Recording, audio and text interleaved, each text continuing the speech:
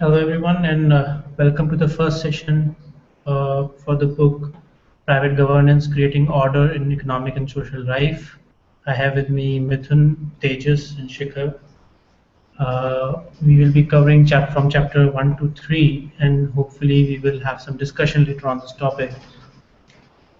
Now, why I suggested we do this book is because this book is a refreshing change in attitude, which I believe is lacking in other market anarchist literature. If you are new to market anarchism, I will put some links in the description on introductory videos and articles on it. If you read most other literature, you will find that there are very few references on how private governance occurs in real life, in practice. Instead, you will find that they delve into economic theory of private governance, which is important, but it would be interesting to see how it's playing out in the real world. We live in an age of statism, and it is hard to find societies these days which function on anarchistic principles. And asked about an example of a quote unquote anarcho capitalist country, we have to give examples like medieval Iceland. A more recent example we give are the private governance structures that developed in the so called Wild West.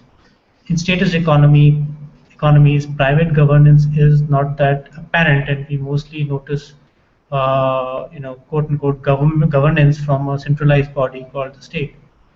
This biased observation has led to the formation of certain assumptions in legal theory called legal centralism. Quite simply, legal centralism is the doctrine that states that order in the world depends on and is attributable to government law, which leads to the popular belief that without government law there would be chaos and disorder.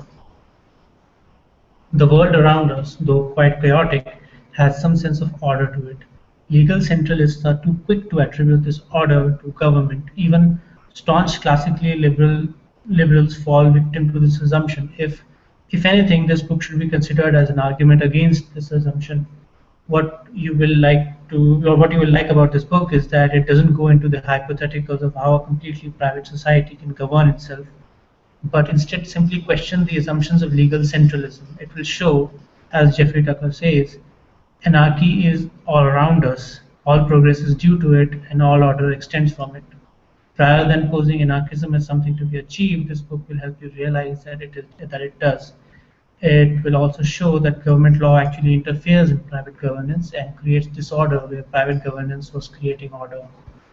So when someone asks how market anarchism can create order like government does, you can point out the assumption that government law creates order in society, and that instead society already stands, as feebly added as it may seem, because of private governance. So let us begin.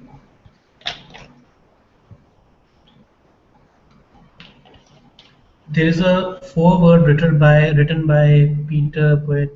I'm not sure, I can't pronounce his name. I think I have covered most of it, and the rest will be covered in the other chapters. I will, however, read a little from the foreword. Traditional political economists believe that without a strong state authority, private actors will prey upon those weaker than themselves. In so doing, traditional political economists commit errors of both over-pessimism and over-optimism.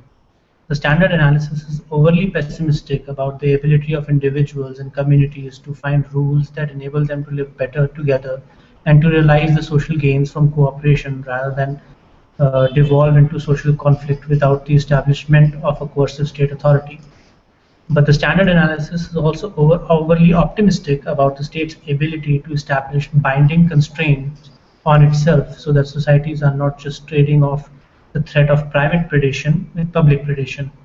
History is filled with examples of aggressive and oppressive public predation, so this intellectual error of over-optimism is one of the most costly ever committed. The committing of that error was made possible, though, because of the first error, over-pessimism, which hides from the view, as Stringham puts it, the unseen beauty that underpins the market. It is in correcting that error that Stringham's major contribution resides. So, chapter 1. So, what do we mean by private governance? Is it the same as private power? Does it mean that there is a government that has been given the freedom of a private entity. That is certainly the first strawman version that comes to mind. Stringham gives some examples in the start of the chapter itself to give an idea of what he means by private governance. He writes, it's the year 1762, and you are a London stockbroker, and in the narrow exchange alley between Cornhill and Lombard Streets. You haven't been doing too well recently, but the share prices for this one long purchase you've made have been going up. Everything is looking perfect, but at the settlement time, you notice your trading counterpart is in an expensive looking new coat, and he tells you that he's not going to deliver your shares. He says, "What are you going to do? Sue me? Did you forget that the courts refused to enforce these contracts?" In the 18th century London, a defaulting broker could have been common, but such a predicament was not in fact common. Without the ability to rely on external courts, brokers transformed coffee houses into private clubs that created and enforced rules. Each club aimed to admit only reputable brokers, and those who broke the rules would be kicked out and labeled a lame duck. The private club known as Jonathan's Coffee House eventually became the London Stock Exchange, which adopted as its motto, "My word is my bond." The rules did not come from government but from private sector, from private governance. In modern times, the PayPal and eBay and other payment processors and clearinghouses also create order in markets and facilitate exchange. Private governance describes the various forms of private enforcement, self-governance, self-regulation, or informal mechanisms that private individuals, companies, or clubs, as opposed to government, use to create order, facilitate exchange, and protect property rights. From the world's first stock exchange in the 17th century to the private policing in the early days of San Francisco to millions of credit card transactions governed by private rules today, private governance makes a case that privately produced and enforced rules are more common, effective, and promising than most of us believe. Credit card transactions, electronic commerce, and world's most sophisticated financial transactions are made possible because of private governance. Now, there's going to be more examples in this book on private governance, and we will cover them as we go on. The first chapter is mostly introductory and elaborates on what the book intends to do. As we talked about, we will be making a case against legal centralism, and instead we'll be making a case that private governance is far more common source of order than people realize, but few people notice it, and that private parties have incentives to devise various mechanisms for eliminating unwanted behavior. Among them, the inefficacy of non-violent mechanisms is particularly underappreciated.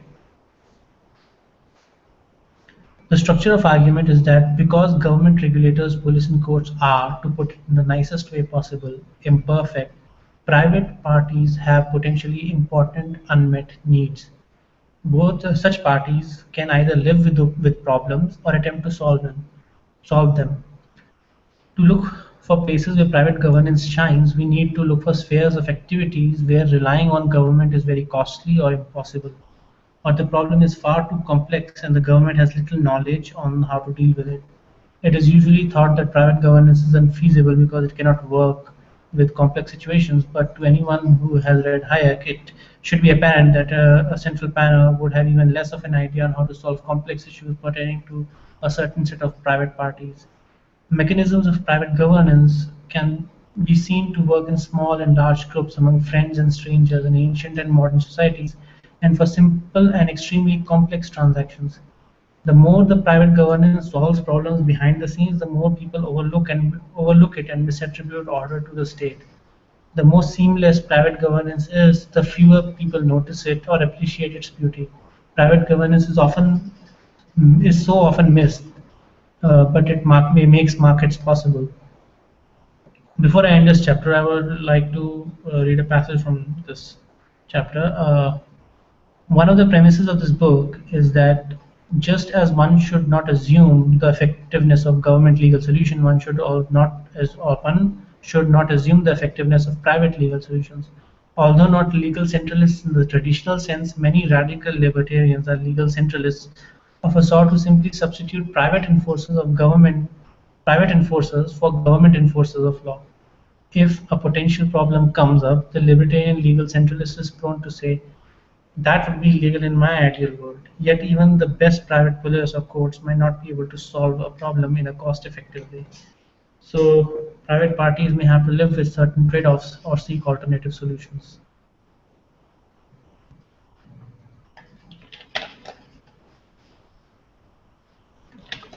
I have a couple of questions. Yeah. First question would be, now in this book, or I mean, not only this book, but mostly I've seen that our approach or method to discuss government and market or anarchism is that we understand government to be a separate entity which emerges out of the market phenomena, or the market behavior, and we consider it as an institution outside the market, and the market or the anarchism separate entity from it. But I mean, how do we come or arrive at this presupposition that market itself is not, I mean, the government itself is not a part of the market, and it emerged from this, complex phenomena? This is my first question. Like, how do we, prove, or how do we arrive at the conclusion that government is separate from the market, but not a phenomena or a side effect which came from the market, like due to market failures or some challenges which the market faces, Mhm. right? That is my first question. Okay. um, the second question is something like, when we are discussing about the government, the government believe in authority or believe in government, that individuals are at some point of time, they will face some situation, or they will have some goals or ends in their mind, they want to do something, but they're unable to do so.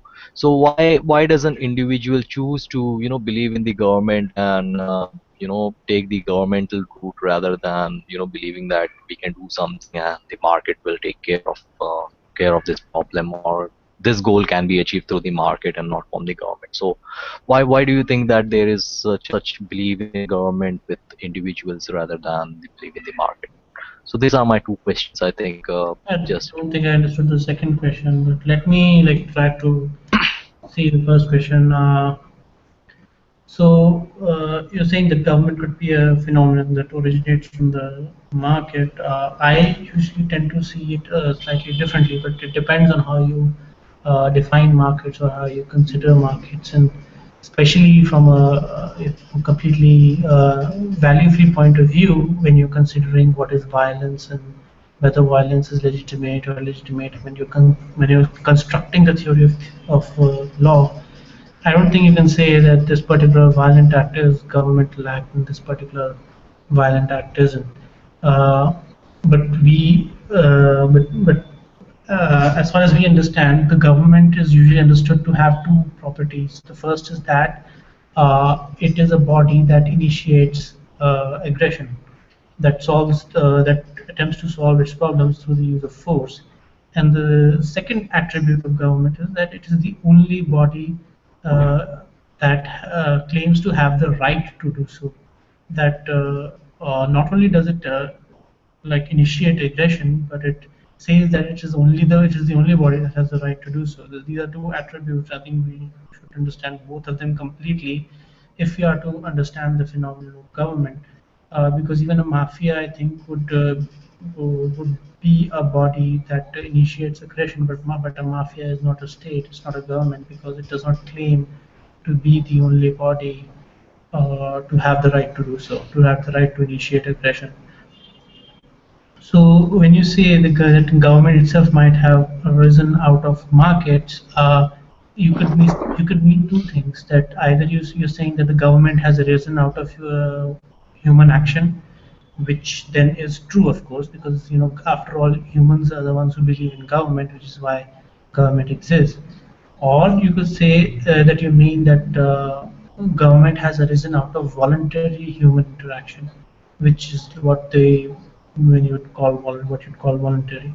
I think in the first sense, the statement is true, but not in the second sense. So you could say that the government, in some sense, has arisen out of human action, but then market is also a phenomenon that has arisen out of human action. So instead of calling government a phenomenon that arises out of the market, we should consider both market and governments to be phenomena that arise out of human action, and how people denote certain phenomena a certain way. So in that sense, you cannot say that one is arisen out of the other.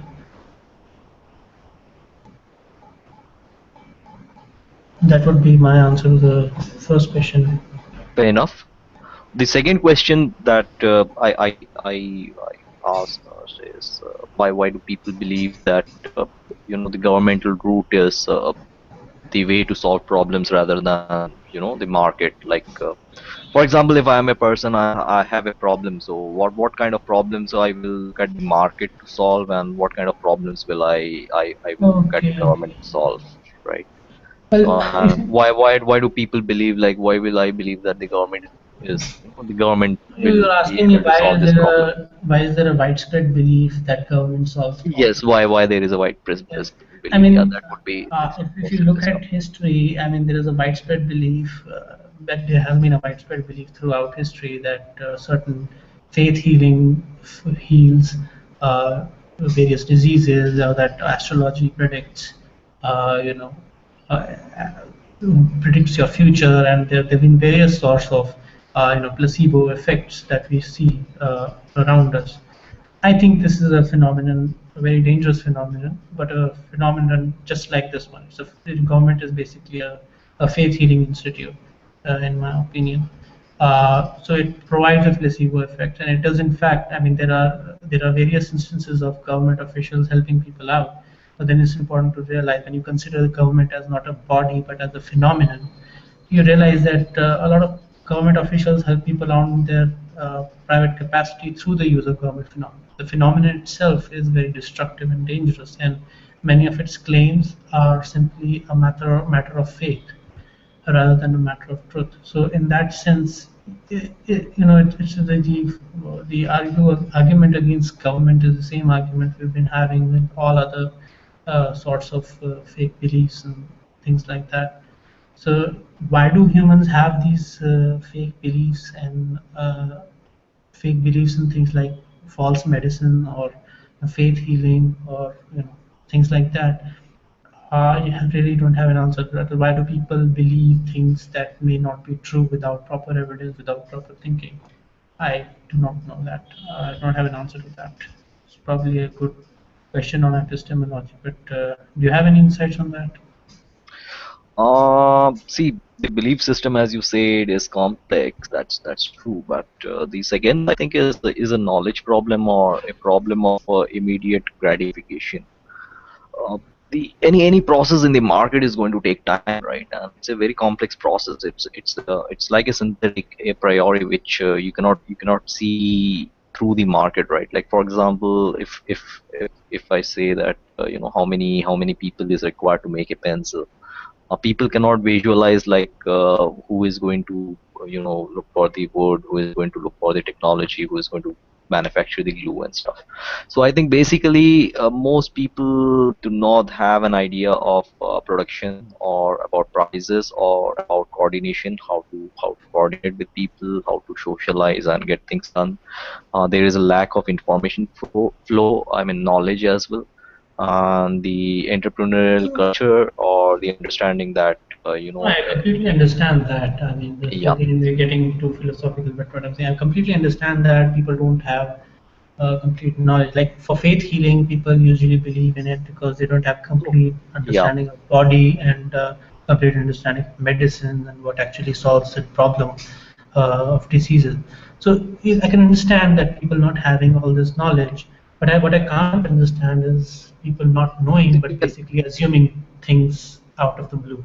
When you don't That have knowledge, you have to be skeptical, right? You have to believe something which is you have to start questioning. Now there is one question, like I can ask, like let's say there are a bunch of students who are studying in a science class, right? Let's say they are in their last year graduation, and they are doing their science class, they are attending a scientific lecture, or they do you think they are actually doing science, or they are actually getting some belief about what science is or what their method is and what knowledge is? It's simply that they're building a belief instead of a thinking system. So if you look at the scientific process, it's entirely different. It's not about just learning or mugging up knowledge. So basically, I think what the state does is it doesn't allow the flow of information and knowledge. It tries to distort knowledge as well. It tries to create this kind of education system standards and parameters which changes your thinking. If you have misinformation or the wrong knowledge, you cannot figure out the ends to your problem, right? If it's just like astrology, it's a wrong method. Even if people believe in in those kind of science, I mean, at one point of time they used to consider, or still there are people who consider this as science. So it's their knowledge problem, and it's also a problem of belief, and it's also, I think, a problem of culture where skepticism and questioning of authority and everything is prohibited, right, from your culture, from your the structure of society, whatever, like the norms and the traditions that they practice. So I think that's one of the reasons that people are unable to see how a complex thing can be achieved through the market, and rather they believe, or the governments have made them believe, the kind of knowledge that they have propagated, that we have the best intellectuals, we have the best planning, mechanism and methods and everything.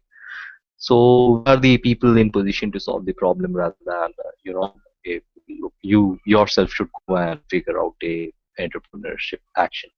And the second reason, I think, that every individual do not have the same amount of intelligence or the knowledge in their brain. So everyone cannot look into an opportunity which is present.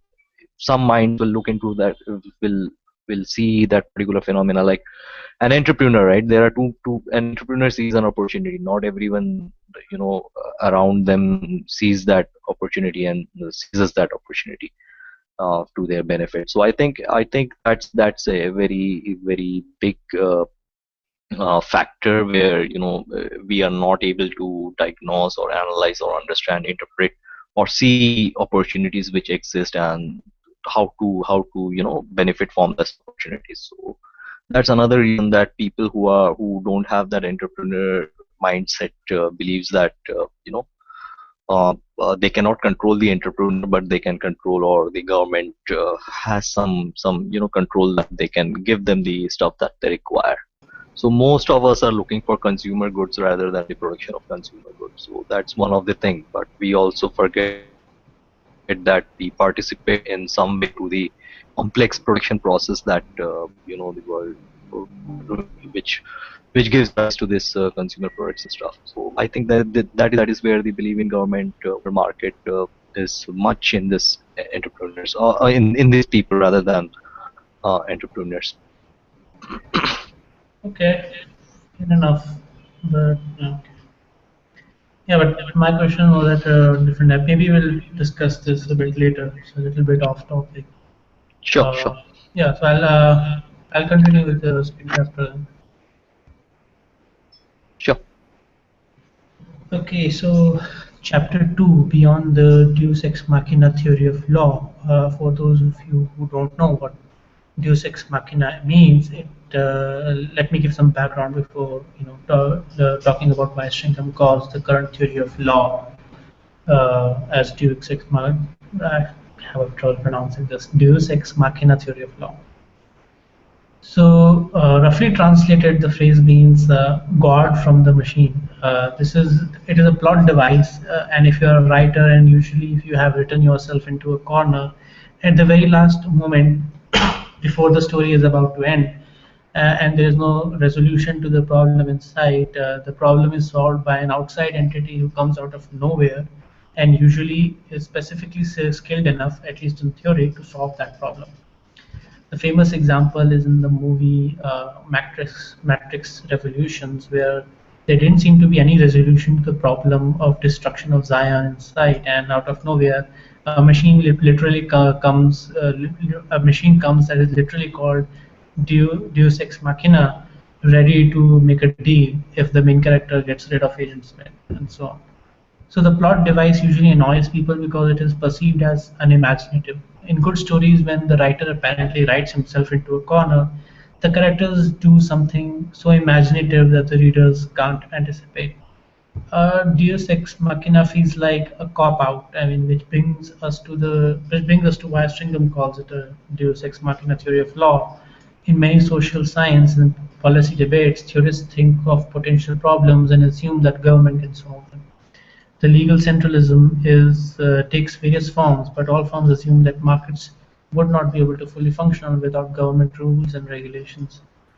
In addition to assumptions about the ability of markets to function without government, legal centralism includes assumptions about the efficacy of government.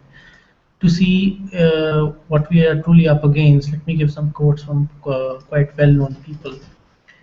James Buchanan writes, the protective state has at its essential and only role one of enforcing rights to property, to rights to exchanges of property, and of policing and simple and complex processes among contracting free men. Mises writes, the state is an absolute necessity, since the most important tasks are incumbent upon it, the protection not only of private property, but also of peace. For in the absence of the latter, the full benefits of private property cannot be reaped. Kerzner writes, preservation of this fundamental framework of individual rights calls for government that protects the rights against potential enemies. There are other statements written by many affluent economists. You can check the book for references. Classical liberal doctrine holds that the great social contract sacrifices liberty, but only to the point that it is necessary to gain security against force and fraud. Liberals may go further, but this is the bare minimum to be a classical liberal. And of course, of course there is Hobbes, who thought that society without a sovereign, all would be chaos, which interestingly is true, but not in the same sense Hobbes meant it anyway. But moving on. Now let us discuss the assumptions of legal centralism. We must recognize that state is not an all-powerful being. Their legal agents might not exist. Uh, their legal agents might not exist, be inaccessible, have diverging interests, or know too little to help out. So whenever a potential problem exists, one should ask the following questions. First, do regulators, police and courts have the ability to solve the problem in a low-cost way? Second, do regulators, police and courts have the knowledge to solve the problem? Third, do regulators, police and courts have the incentive to solve the problem? So basically, let's call them ability assumption, knowledge assumption, and incentive assumption. All three things needed to get the job done. A legal centralist assumes that the answer to all of these questions is yes, but in reality, if the answer to one or more of the above questions is no, then unmet needs exist. And then we should ask, when unmet needs exist, will private sector have the ability, knowledge, and incentive to solve them? In many cases, there is no solution. People just have to live with the problem. In many cases, however, private parties will notice the problems and look for solutions through private governance. With this in mind, let us look at examples where these three assumptions do not hold. The ability to solve problem in a low-cost way. Well, when we look at small petty theft, we can see that police isn't exactly eager to solve them. The book gives an example of a $25 long-distance calling card that turns out to be bogus. Now, theoretically, you can take the other party to the court, but if you contact police and the lawyers, they are most likely not to call back. They will, and you will have to treat that $25 as sunk cost for spending time and money through avenues with little prospective gain. One can assume that relying on courts is relatively low cost, but assuming something does not make it so, because the cost of initiating a lawsuit, including the cost of your time, far exceeds what you reasonably could expect to get back. Even the most litigious person must weigh the expected benefits of initiating a lawsuit with the cost of hiring a lawyer and going to trial. The hassle of dealing with courts, the value of your time, the inconvenience of having assets held up in the legal system, the negative repercussions of being seen as a litigious person, and so on. How significant are the costs of formulating, implementing, complying with the enforcing rules? How significant are the costs of hiring lawyers, going to trial, having facts verified and interpreted, and after the trial, getting the party in the wrong to rectify the situation? The cost of using courts are often significant, and whenever they outweigh what is at stake in a lawsuit, most people will not bother with the law. However, moreover, courts resolve only a small fraction of all disputes that are brought to their attention, and these are only a small fraction of disputes that might conceivably be brought to court, and even smaller fraction of the whole university of disputes and transactions, but disputes are but a fraction of the total number of transactions. Now, here you see that the book is already breaking the assumptions of legal centralism, the idea that if it weren't for the government's governance of the market, transactions would not take place in as many numbers. Another example is the labor market, which is full of implicit contracts that are too vague to be legally enforceable. Have you ever worked with someone who shows up to work and follows all the rules but is not effective at actually producing value? Does law enforcement help businesses make unproductive employees more productive, or does it make it difficult for companies to fire them? If regulators, police, and courts do not have the ability to solve a problem in a low-cost way, then unmet needs will exist.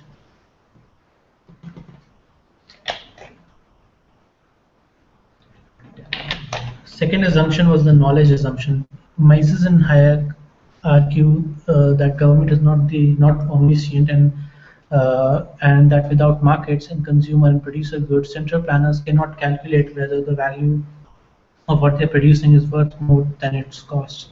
Hayek describes the market as a discovery process in which different people get to test out different ideas and see what best fulfills consumer desires. Profits and losses provide constant feedback about whether firms are serving their consumers, but such feedback is absent with government. Although Hayek's use of the terms such as discovery to describe the process of common law judges figure out the best legal rules, he did not entertain the idea that all rules and regulations be subject to the market test. But what if he did? How will a monopolist government best identify problems, and how will it know where to devote scarce resources? How will the government measure the cost of additional rules and regulations, and how will it measure the potential burden they impose on subsequent parties? What is the likelihood that the government designs and enforces rules in an optimal way, and what is the feedback mechanism when it does not solve problems or make them worse? Just as central planner assumes that without property rights, prices, profits, and markets, the government can engage in rational economic calculation, the legal centralist assumes that government, a monopolist legal and regulatory system, can effectively weigh the effects of each rule to prevent problems in markets. If regulators, police, and courts lack the knowledge of what rules or enforcement procedures are augmenting markets and what are harming them, then unmet needs will exist. In a simple world, two parties agree to exchange two assets, and government simply needs to verify whether each party has delivered. Sophisticated transactions, however, often involve complex bundles of goods that are not easily verifiable by third parties. Think of the complex transactions that take place in Wall Street. While private parties are figuring out how to make incredibly complex financial deals possible,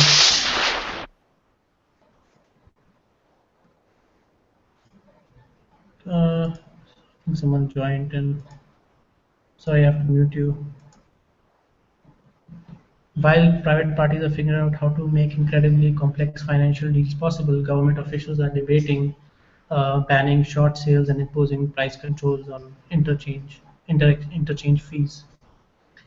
The third assumption is the incentive assumptions. Here the author uses the public choice theory to support his claims. A weak version of public choice hypothesis is that law enforcement officials care about the public, but also consider their own well-being when making choice. They might like protecting property rights or facilitating economic exchange on the other people's behalf, but they are not very motivated, but not to be very motivated in the same way that many government teachers work, but not as hard as they could. A stronger version of public choice hypothesis is that law enforcement officials care about their personal well-being and not that of their subjects. Police objectives can include relatively benign failings such as keeping patrolling to a minimum, common leisure, consuming leisure, and or pursuing overtime, or more malevolent failings such as using the law to extract resources and exert power. Are law enforcers, regulators, judges, or police different, or should we consider possibility that law enforcers care about advancing their career, income, power, or leisure? Should we assume that officials sprout angels' wings and they step behind when they step behind the regulator's desk or put in a policeman's uniform or a judge's robe? The many cases of police brutality and prosecutorial misconduct suggest that the hypothesis of self-interest is at least often true. When government is not sufficiently motivated to solve problems, then unmet needs will exist. Now, being from the Austrian note, I would like to make a side note about what the about the problem of incentives from an Austrian perspective. From the Austrian perspective, incentives is simply the other side of the same coin. That is the calculation problem debate. Whether by and large public officials behave altruistically or egoistically is a matter of empirical studies, and in a society it can go either way. But the problem of incentives from Austrian perspective goes beyond the goals of economic actor. Since for Austrians, economics is a study of conscious human action, all action that exists must have some incentives. Even if good-spirited public officials wanted to allocate resources in an effective manner, they would not have the requisite information or slash knowledge to make the rational economic calculations about the alternative use of scarce resources. This is the crux of Mises's famous impossibility thesis with regard to rational economic calculation under socialism. Anyway, it's a complicated debate between two schools, and I don't want to take up time on it. Maybe we can do a session on it someday. But for now, let's move on. So, given that unmet needs exist, will providers of private governance attempt to meet them? Well, why wouldn't they? Private parties can profit by ameliorating problems, and the more important the solution, the larger the profit opportunity. Putting governance into hands of private parties encourages them to look for creative solutions, just as entrepreneurs look for ways to better serve consumers. Of course, not all problems can be solved. For example, it does not make sense to hire an armed guard to watch over $100 bicycle. Moreover, in cases of public property, there is no residual claimant, that is someone who makes profit or loss based on the use of that property. There are no private solutions that are worth implementing on a public property because there is no profit that can be extracted by anyone. This is the reason our streets are so unsafe, badly governed, but private properties like amusement parks, etc., are well guarded. Just a minute.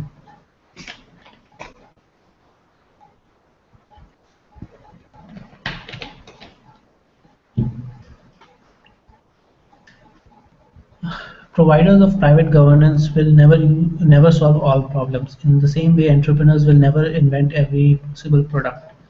But just as profit lures entrepreneurs to find ways to better serve consumers, profit lures providers of private governance to find better ways of protecting property rights and facilitating exchange. This was till chapter 2. Before we begin chapter 3, does anyone have anything to discuss or add?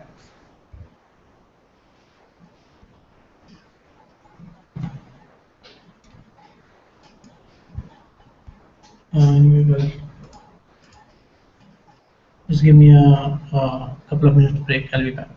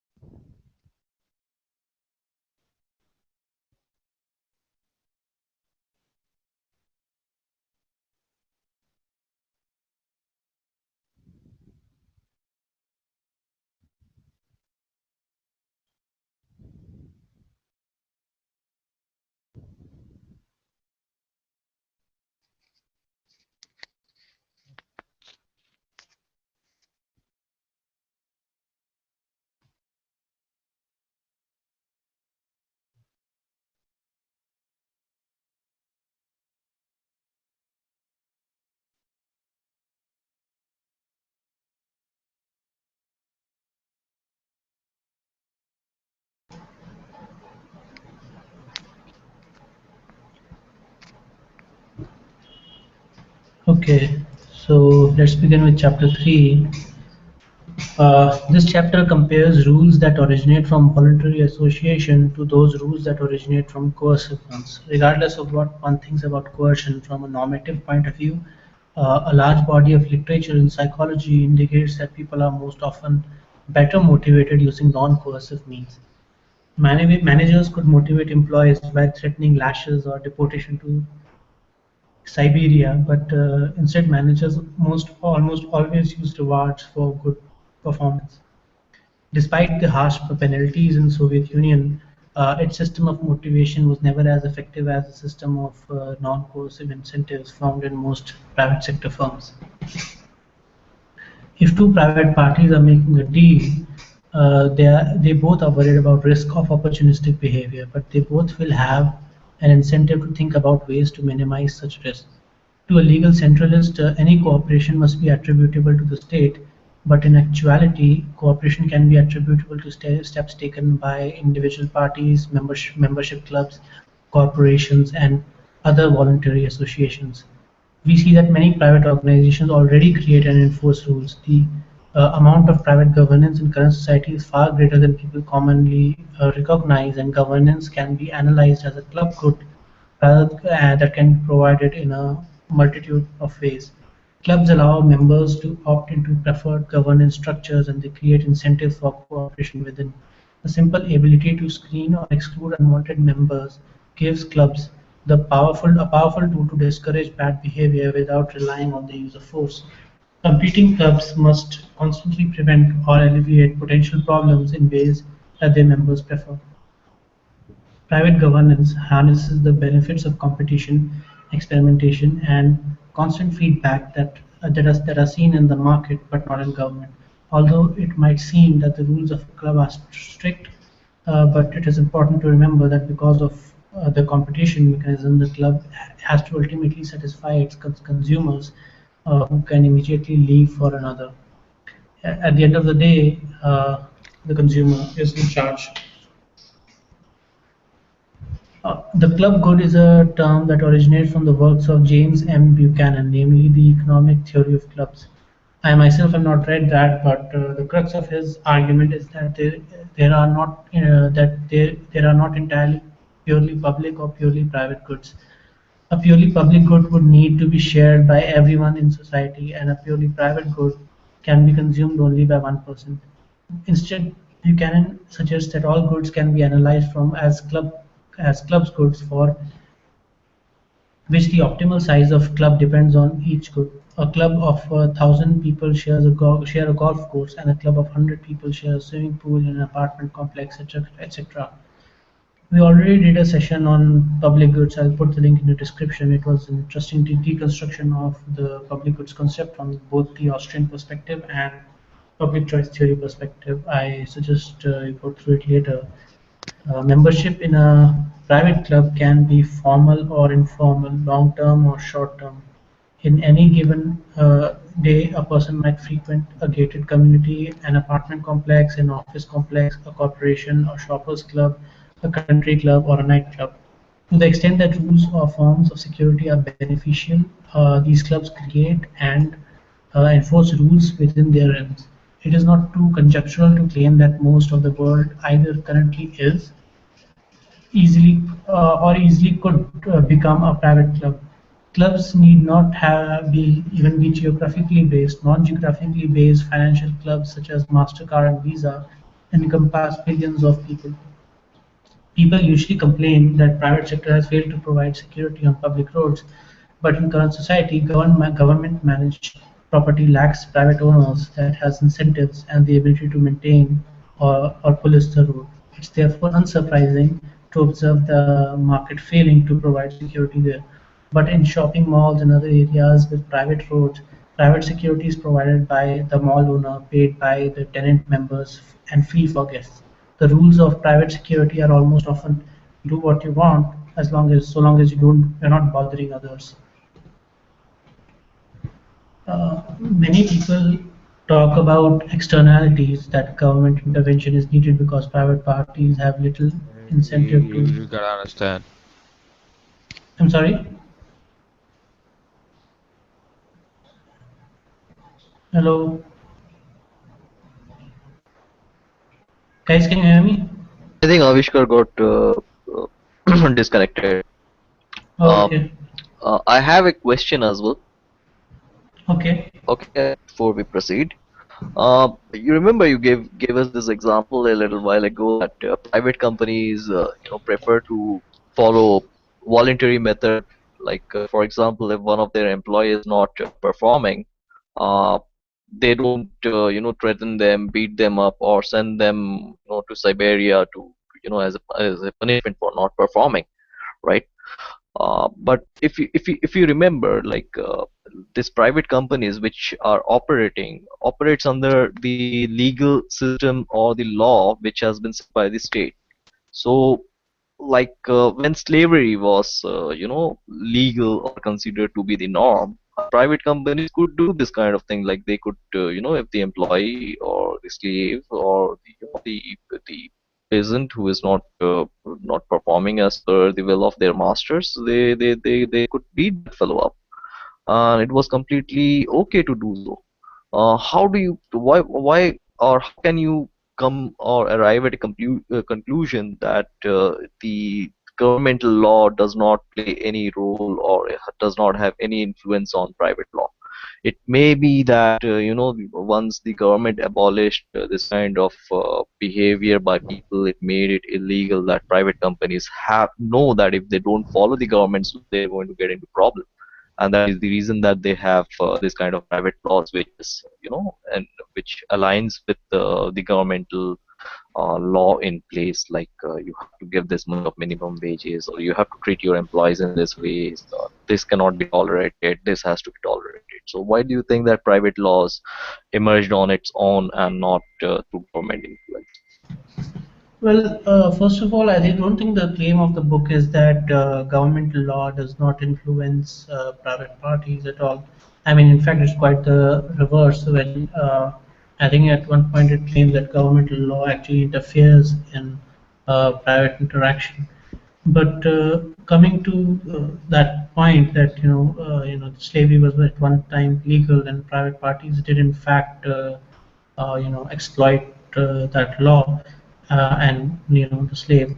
I is completely understand that, like, when you're thinking of private and public as a group, then of course there's going to be an overlap of people using either the public law or the private law as as a means to influence other people. But instead of thinking of them as group, like I said, it's better to think of them as phenomena, and the way the people use these phenomena, we should concentrate on that and figure out how which phenomenon is actually good for human cooperation and which phenomenon isn't.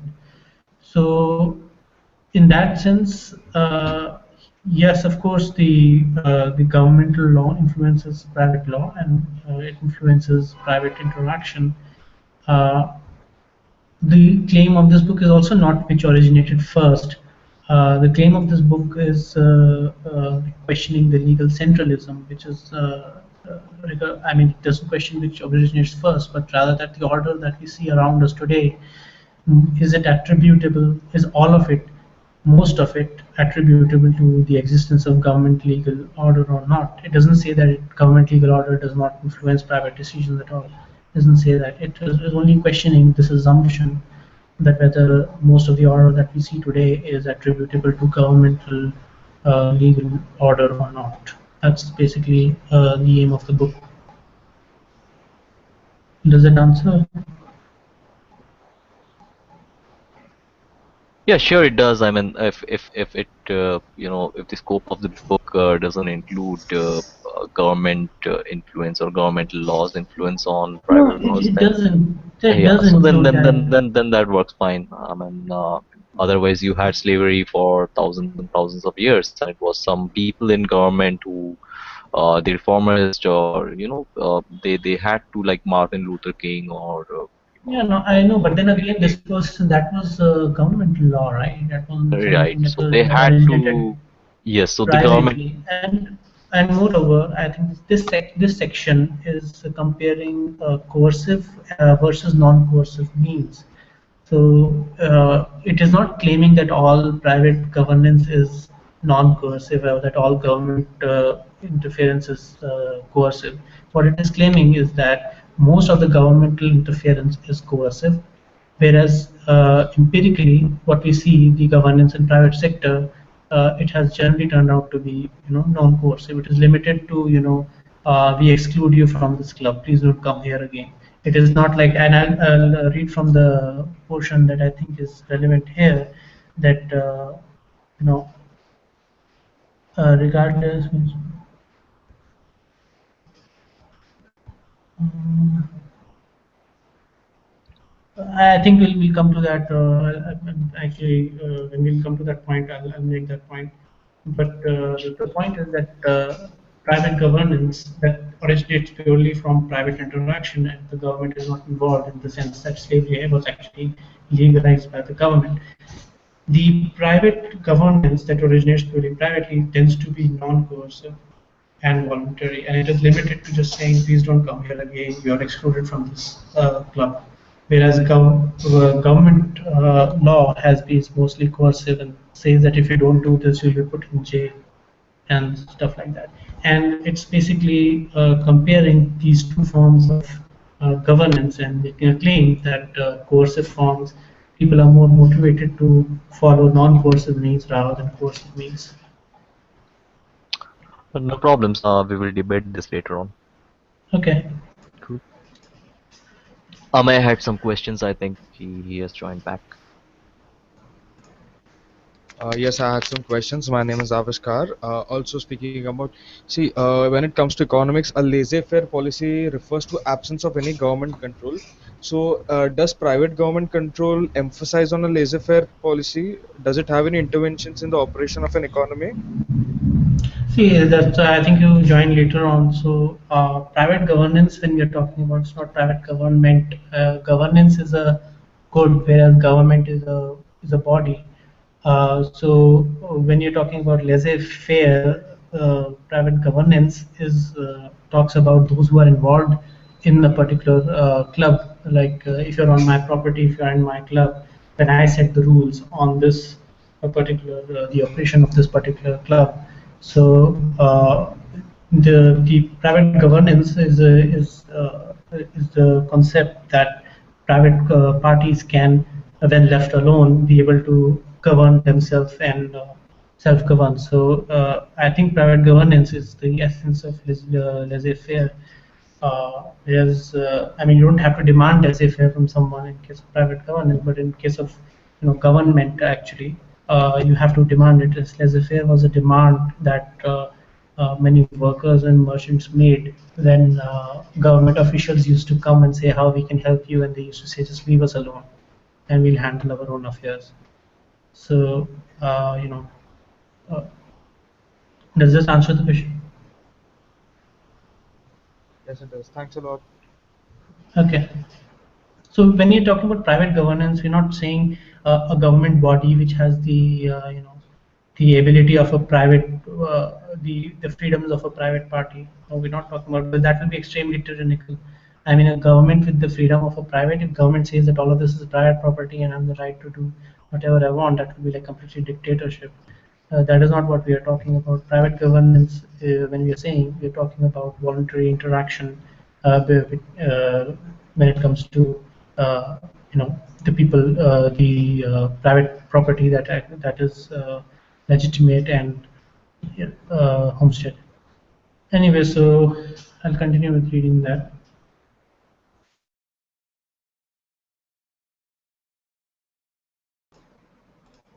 Well, many people talk about externalities, that government intervention is needed because private parties have little incentive to internalize the cost of externalities. But the problem of externalities can be restated by saying that that rules are necessary whenever rights violations, including property rights violations, are likely to occur. But most interactions take place between parties at a small enough scale that such externalities can either be internalized or have the potential rights violations be dealt within a club. Even though they have many, there are they have sorry, even though they have many members, golf clubs colleges, and stock exchanges have a strong incentive to solve the problem of potential externalities within their realms. It is not as that much of a stretch to say that the vast majority of potential conflicts can be dealt with easily at the level of clubs, which can vary from the size on the basis of the extent and the optimal way of dealing with externalities.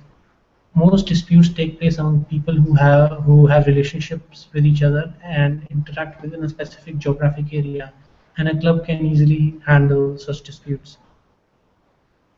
A rational approach does not think of potential problems and then assume that government can solve them. The question of externalities should include what the relevant alternatives are. Government, as a coercive monopoly, has many inherent problems of its own. Government governance through clubs has practical and moral advantages over governance imposed by city, state, national, or global government. This discussion of club size is not to merely suggest that government should be more localized or provided at a smaller scale. One of the most fundamental differences between public governments and private clubs is that private clubs are voluntary associations that people join contractually and are free to quit. In a contrast to a voluntary association, the state arrogates to itself a compulsory monopoly of police and judicial protection, which makes people subjects whether they like it or not. It is also usually alleged that private governance is like private tyranny, where the private owner sets the rules and he may set the rules in favor of one party or another. This analogy implies that a stock exchange will create rules to help brokers at the expense of investors. An apartment complex will create rules at the expense of tenants, or a firm will create rules at the expense of its employees. The implication is that government, as a disinterested third party, is better suited to create rules than members of a given industry. The usual argument is that in any transaction, a buyer wants to get goods without paying, and the seller wants to get money without giving out the goods. And if both of them are cunning and do not trust each other, no transaction will take place. This is very much like the prisoner's dilemma story. That although would be beneficial for both of them to go through with the exchange, but because of their individual incentives, they don't take that particular action. It is important to remember that theories like prisoner's dilemma have assumptions of a static world with certain restrictions.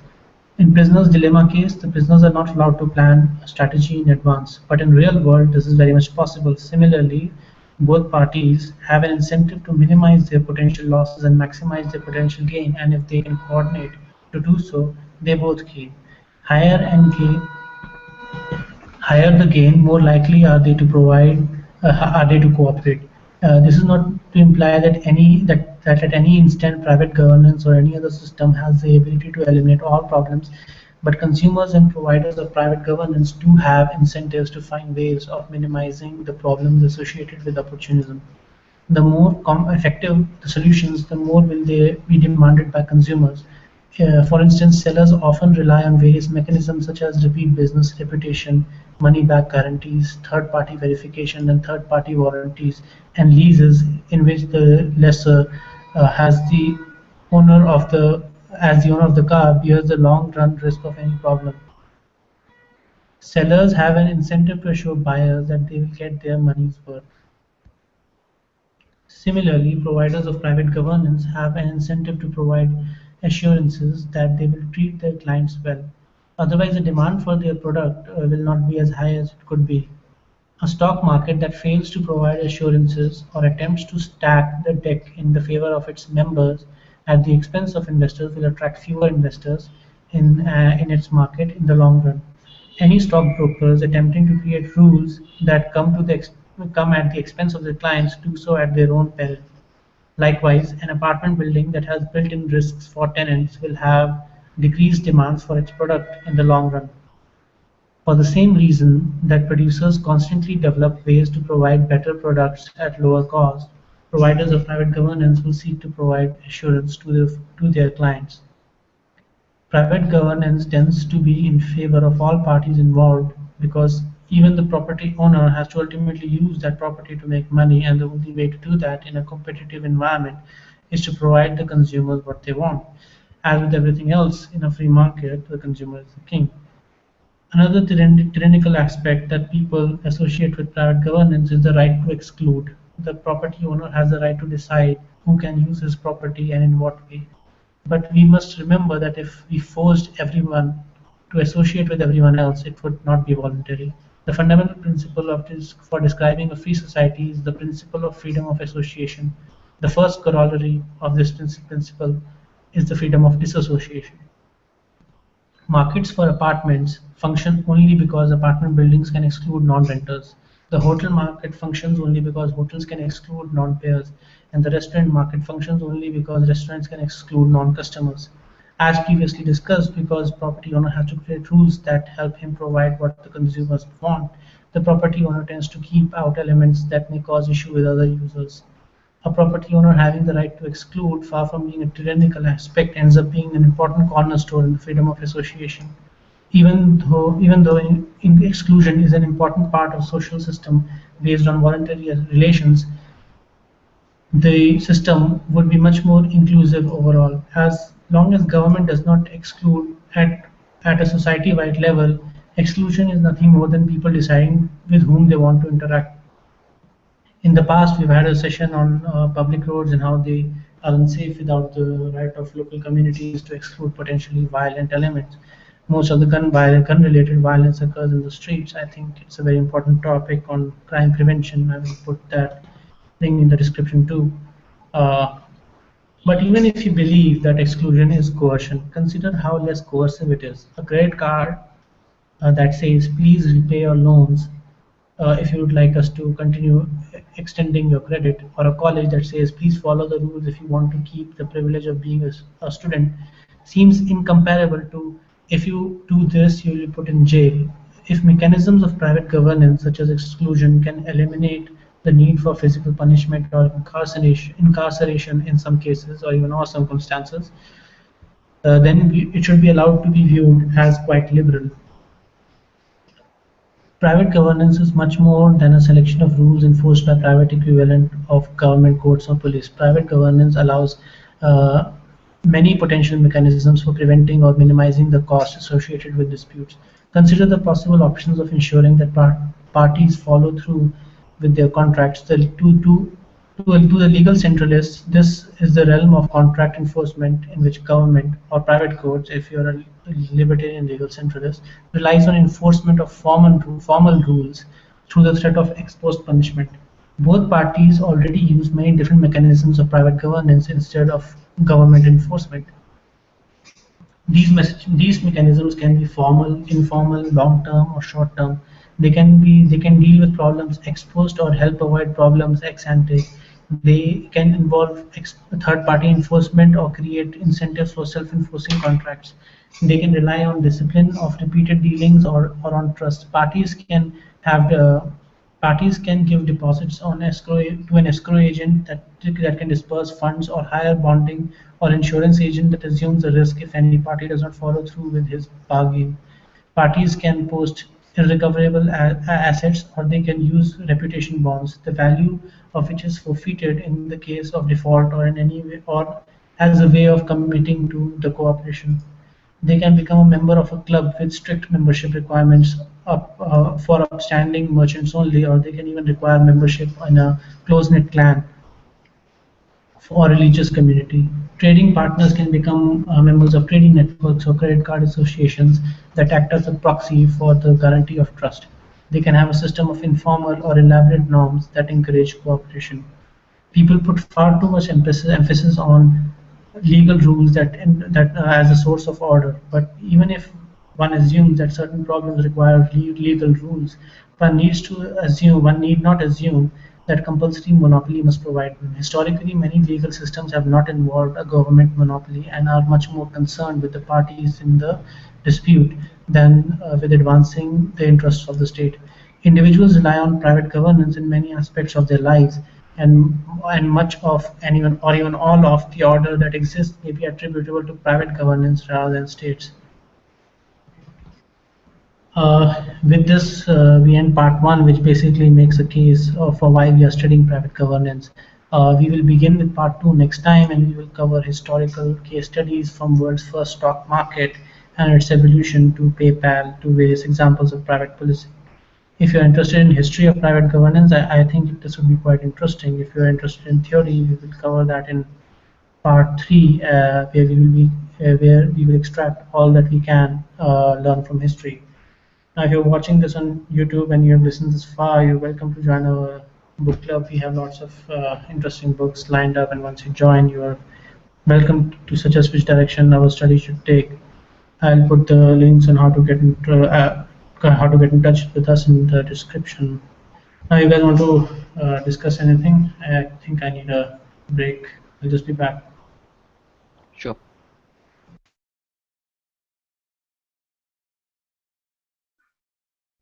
Shika, Tejas, are you guys there? Yep.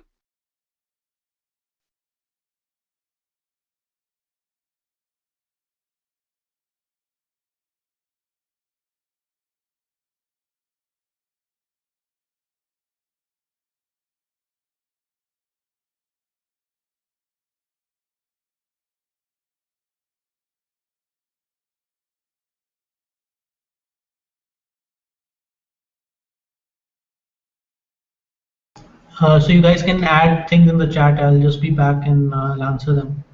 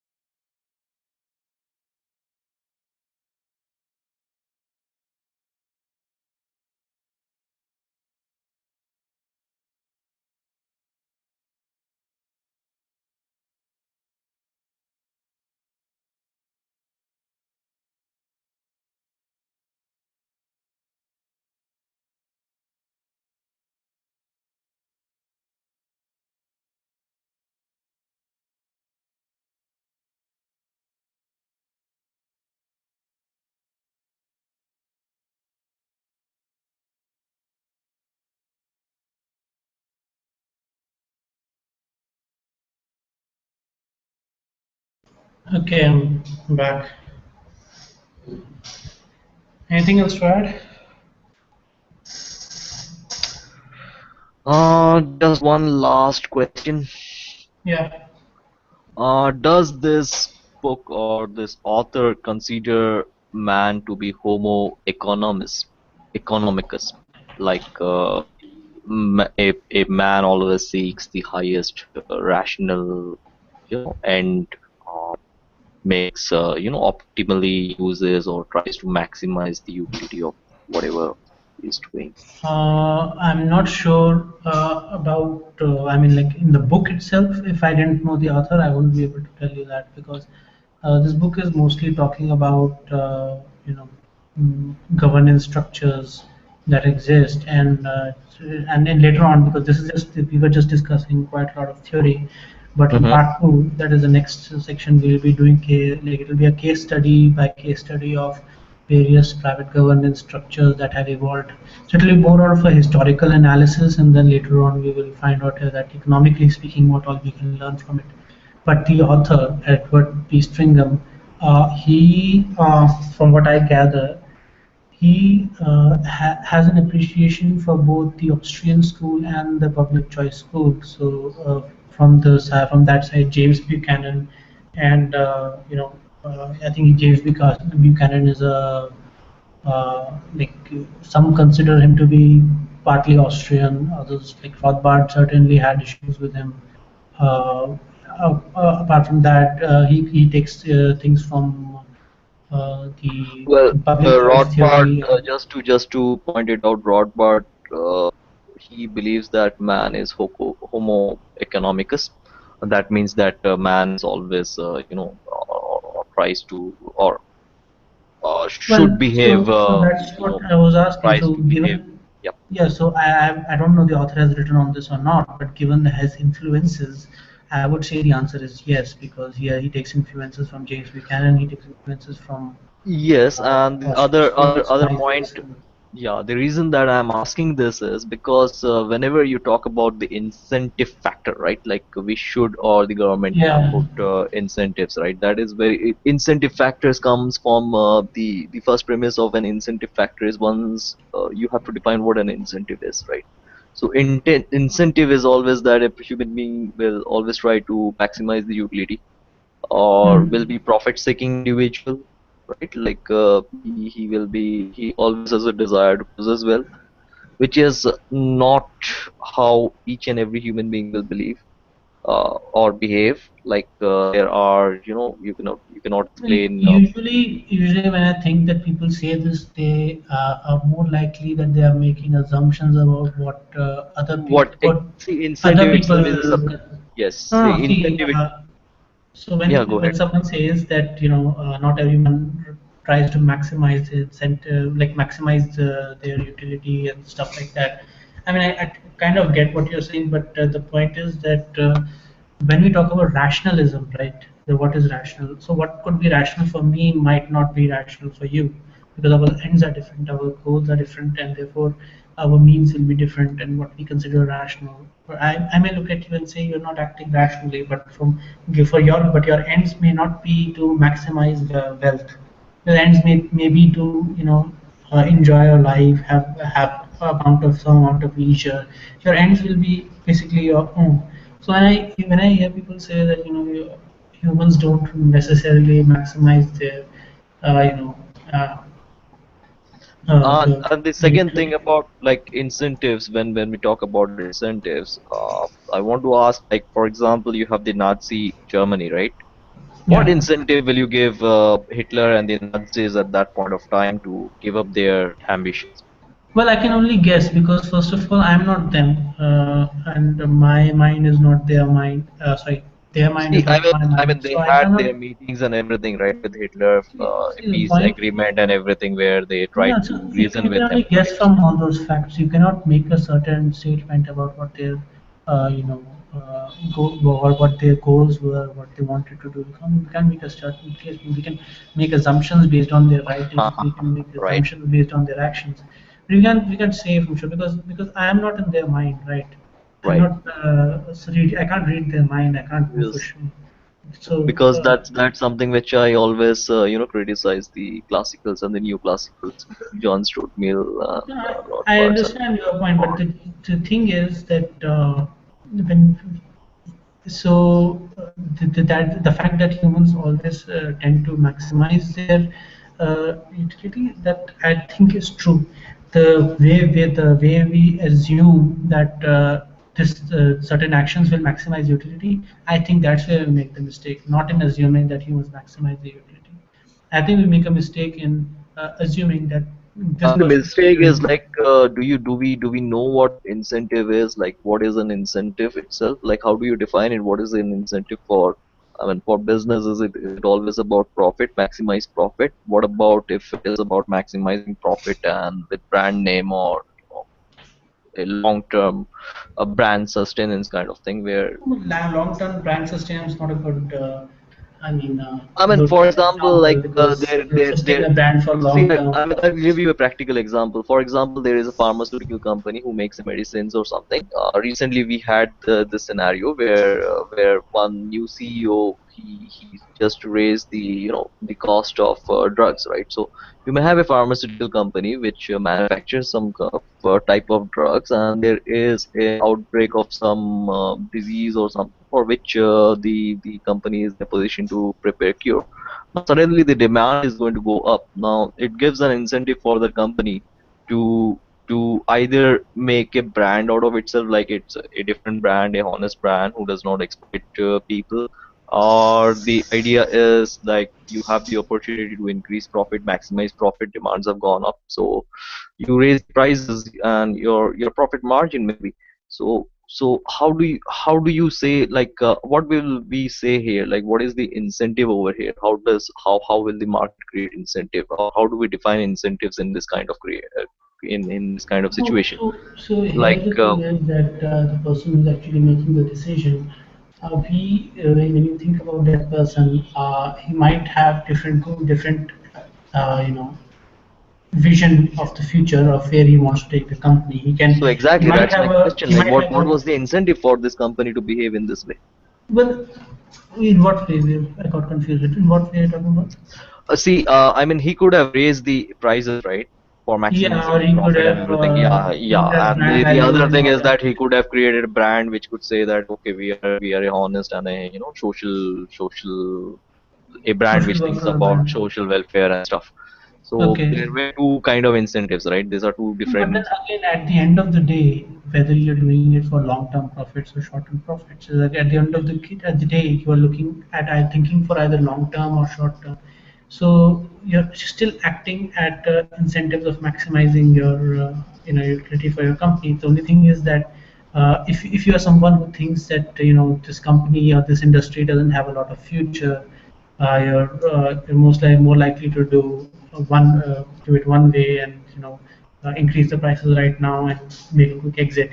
Or if you think that this industry has a lot of future and long-term profits are going to be really higher, you're going to make that decision. You're going to go in that direction, and you're going to build brand value and stuff like that.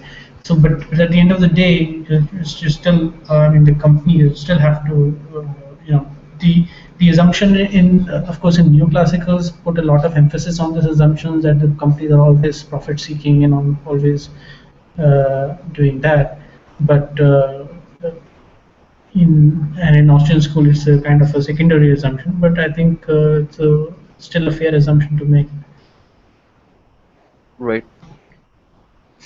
So yeah, yes, of course, true. I mean, like it's not a sorry, it's not mechanical if you think about it, because we don't know the future, and neither does the person who's making those decisions.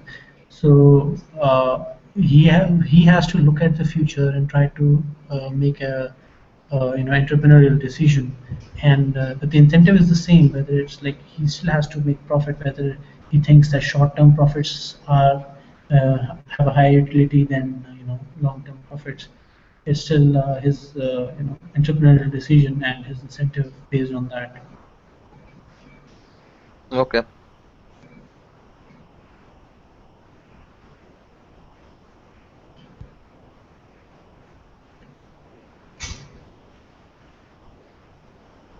So, I mean, what do you think? I mean, like you're saying you question the assumptions of the Homo economicus.